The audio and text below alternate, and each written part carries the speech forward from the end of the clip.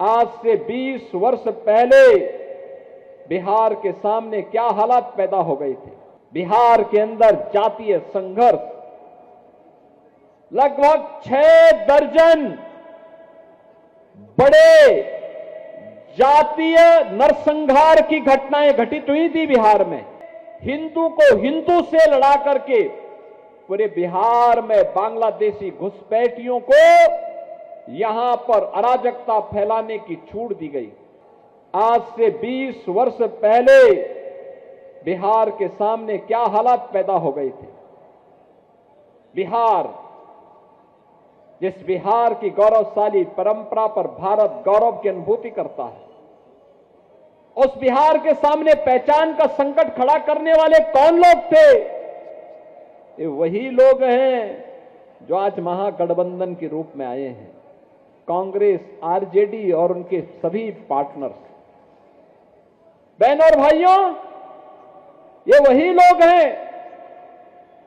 RJD के 1992 से लेकर के 2005 के शासनकाल में इस बिहार के अंदर क्या नहीं हुआ था।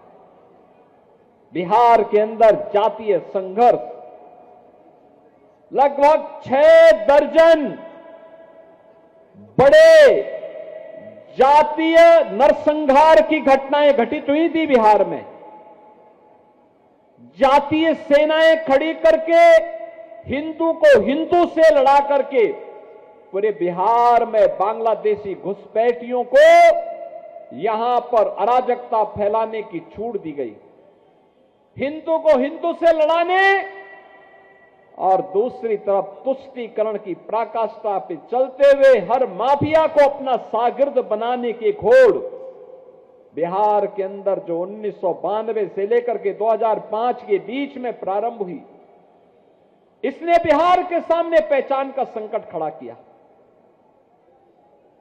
कोई भी आईपीएस, कोई भी आईएएस, कोई भी आईएफएस बिहार के अंदर नौकरी करने को तैयार नहीं। आप जब डीजीपी को मुंशी कहकर के बुलाएंगे,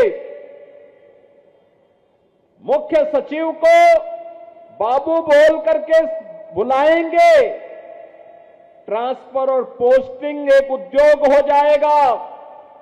निवेशकों को अपहरण करेंगे, कोई भी नहीं आएगा। और यही बिहार के पास होता था। कैसे लूट खसोट, बेटी और व्यापारी की सुरक्षा पे कैसे सेंध लगती थी, बच्चों तक को नहीं बख्शा जाता था। ये बिहार के सामने संकट किसने खड़ा किया था? यही आरजेडी है, यही कांग्रेस है जो इस पाप के भागीदार है। और वही एहसास कराने के लिए आज आपके पास आए हैं। आज के बिहार के पास क्या नहीं है? आज तो फिर बिहार अपने स्वर्णिम युग की ओर अग्रसर हुआ है।